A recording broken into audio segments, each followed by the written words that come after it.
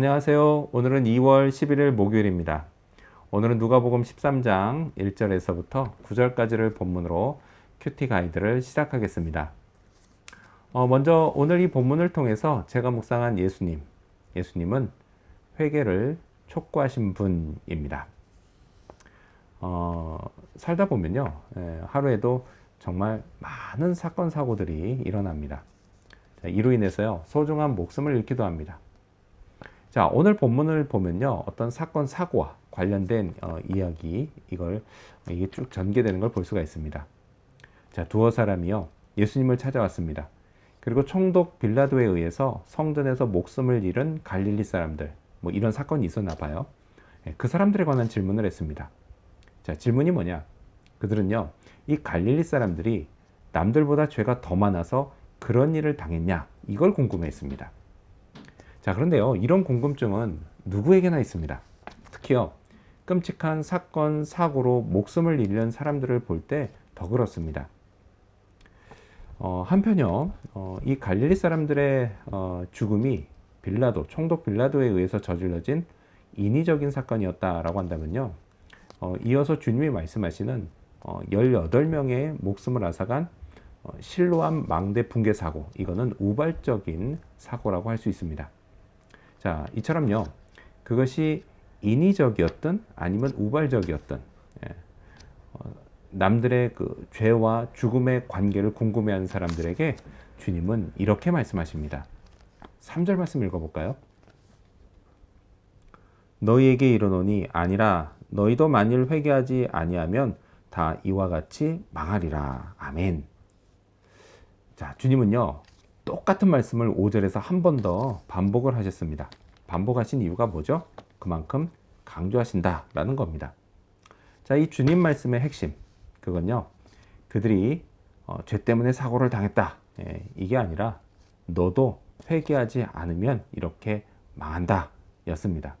바로요, 너 자신이 회개를 해야 돼, 이걸 강조하셨던 겁니다. 근데 주님은요, 제게도 남들이 왜 그렇게 됐는지 이거 생각할 것이 아니라 먼저 제 자신이 하나님께 회개해야 한다고 강조하십니다. 이 세상에요, 회개할 게 없는 사람은 아무도 없습니다. 그리고 주님은요, 회개를 무척 강조하셨습니다.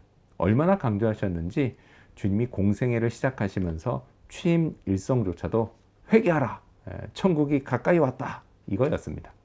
그리고요, 그때뿐 아니라 오늘도 저를 비롯한 세상 모든 사람들에게 회개를 촉구하십니다.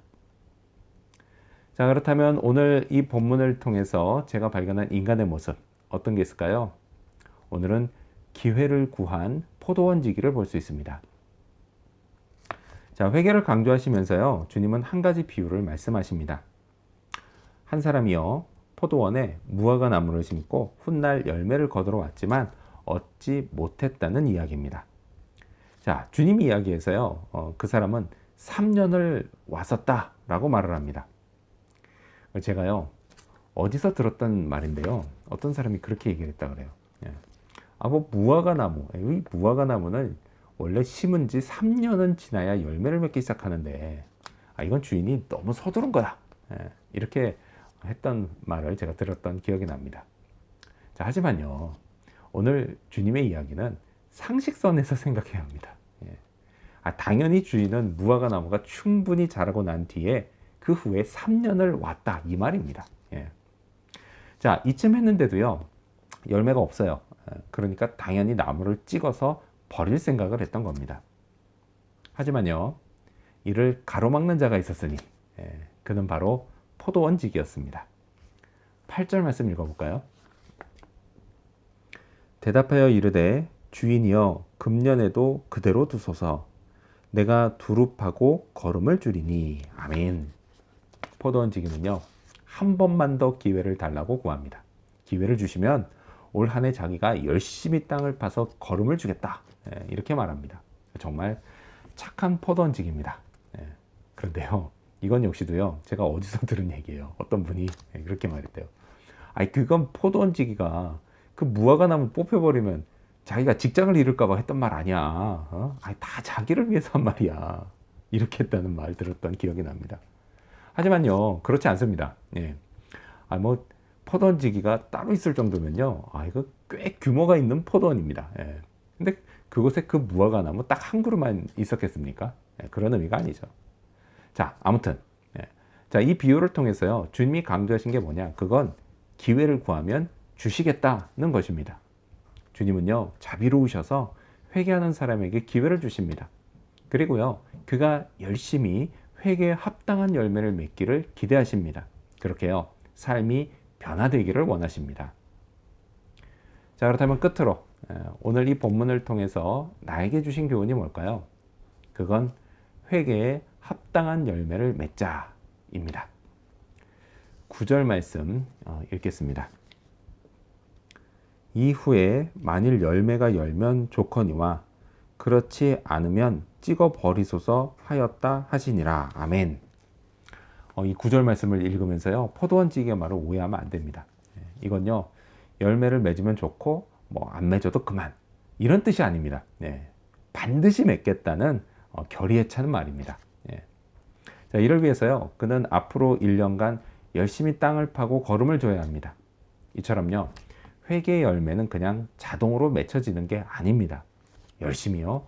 부지런히 해야 합니다. 그래야 맺어지는 겁니다. 자, 그럼 회개의 열매는 과연 무엇일까요? 저는요. 소극적인 열매와 적극적인 열매가 있다고 생각합니다. 물론요. 소극적이라고 해서 이게 쉽다 이런 뜻은 절대 아닙니다. 자, 먼저 소극적인 열매 뭐냐? 그건요. 단순히 그냥 죄짓지 않고요. 착하게 사는 겁니다. 사람들은요. 저의 착한 행실을 보고 제가 달라졌음을 알게 됩니다. 자, 그리고 적극적인 열매는 뭐냐? 그건요. 여기서 한 걸음 더 나아가서 이제 주님을 위해서 사는 겁니다.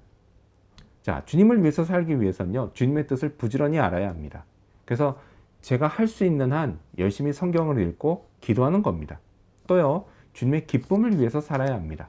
생각하고 말하는 것을 넘어서 행동하는 신앙인이 되어야 하는 겁니다. 자, 이런 것들은요. 자동으로 되지 않습니다. 의지적으로 해야 합니다. 물론요. 처음에 바짝 하다가 한순간에 잠시 게으러질 수도 있습니다. 자, 자비로우신 주님은요. 이런 저의 연약함을 이해해 주십니다. 그리고요. 다시 기회를 주십니다. 다시 열심히 할 수 있도록 격려해 주십니다. 그래서요. 하다가 중간에 잘 안 돼도 완전히 포기하지 말고 다시 시작해야겠습니다. 그리고 꾸준히 해야겠습니다. 이를 통해서요. 얻게 될 큰 유익, 그걸 기대하면서 말이죠. 오늘도요. 성령께서 이런 저를 도와주시기를 구해야겠습니다. 이렇게 오늘도요. 열매 맺는 하루가 되기를 소망합니다. 기도하겠습니다. 회개를 촉구하신 예수님, 그렇습니다. 살면서 죄짓지 않는 법은 없습니다. 주님, 그러하기에 제가 하나님 앞에 회개하고 또한 회개에 합당한 열매를 맺을 수 있도록 도와주시옵소서. 그렇게 제 자신을 보고 제 자신을 돌이키고 변화의 삶을 살아야지 주님, 누구 죄가 더 크냐 이런 걸 따지는 그런 어리석은 자가 되지 않도록 도와주시옵소서.